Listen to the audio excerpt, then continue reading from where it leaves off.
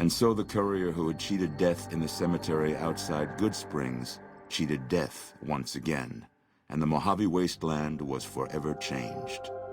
The courier, with the aid of Yes Man, drove both the Legion and the NCR from Hoover Dam, securing New Vegas's independence from both factions.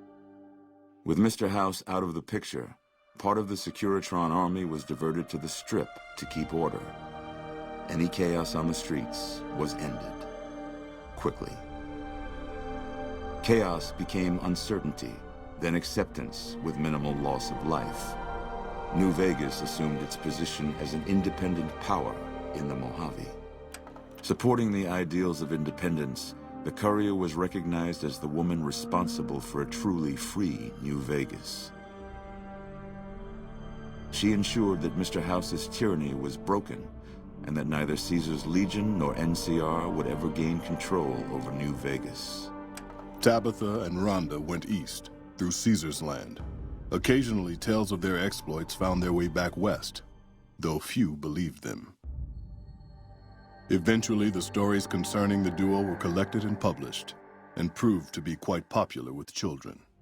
Invigorated by his travels with the courier, Raul once more took up his guns in memory of his lost Rafaela.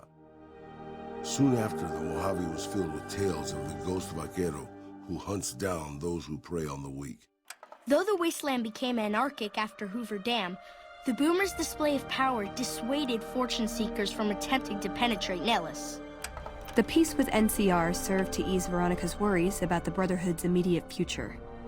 Still, a distance had arisen between her and her fellow members that would never be bridged. She began secluding herself in crumbling libraries of the old world, learning of promising technologies she knew the Brotherhood would never adopt. Their leaders destroyed by the Courier, the fiends scattered throughout the wasteland.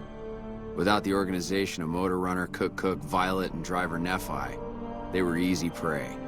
After the Courier ensured New Vegas remained free, the followers found that independent Vegas was even more unstable and violent than before. Old Mormon Fort became excessively burdened by the influx of patients, struggling to provide even the most basic of services. Arcade was proud to have been one of the defenders who helped repel the Legion from Hoover Dam. He was prouder still to see the area freed from the shackles of the NCR and Mr. House. Though independence for New Vegas was not all he hoped it could be, Arcade used his Enclave knowledge and technology to keep order wherever he could. With New Vegas's independence formally declared, Good Springs thrived. More travelers stopped by Good Springs on their way to and from the Strip, and the locals grew prosperous from the traffic. In the years following the destruction of Cassidy caravans, NCR used evidence of the plot to blackmail the Crimson Caravan and the Van Graffs.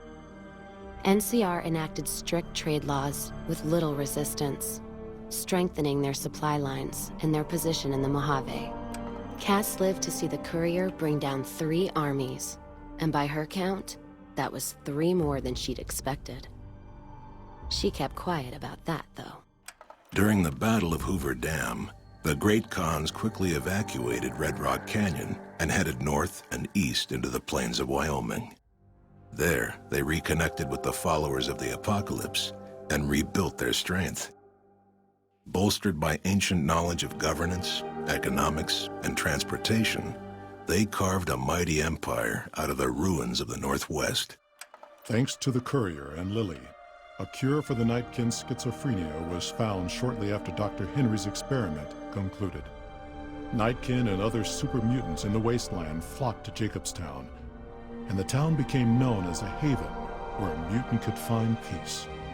Lily continued to take her medicine at half doses, and although she remembered her grandchildren, her mind remained muddled and confused.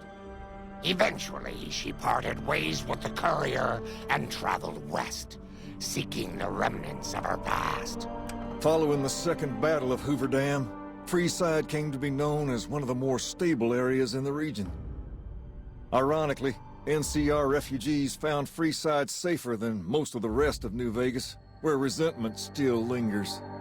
With the transplant of Lupa's brain, Rex gained all of the donor's experiences traveling with the Legion.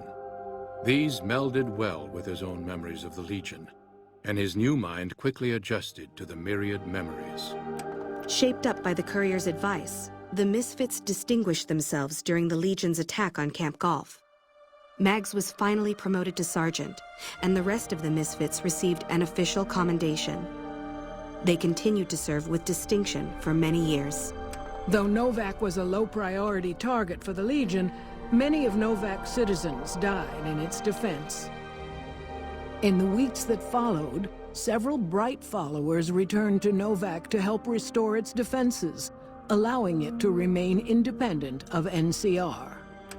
Though NCR was withdrawing from the region, Boone remained in New Vegas, finding work as a security guard and caravan scout along the highways. While he might have preferred rejoining his old unit, Boone couldn't bring himself to abandon the city where he'd met his wife. After Hoover Dam, the leaderless powder gangers at the correctional facility vanished into the wastes, leaving the prison empty. The correctional facility became another abandoned ruin in the wasteland, its carcass occasionally picked over by enterprising prospectors. After the majority of the Vault 19 powder gangers joined the Great Khans, the weaker members scattered throughout the Mojave Wasteland. Though a few managed to erase their past, most never survived the journey.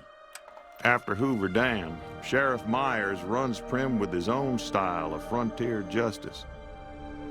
He deals with most folks fairly, but now and then someone winds up dead with little to no evidence against them.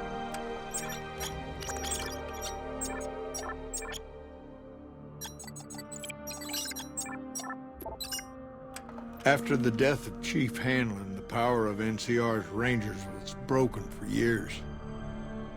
Their organization, so reliant on the wisdom and guidance of its elder members, became a shadow of what it once was to people across the wasteland. After their bold arrival at Hoover Dam, the remnants disappeared as quickly as they came. Legends of their power spread throughout the Southwest, a reminder of why people once feared the sight of vertibirds in the sky. And so the Courier's road came to an end, for now. In the new world of the Mojave Wasteland, fighting continued, blood was spilled, and many lived and died just as they had in the old world. Because war never changes.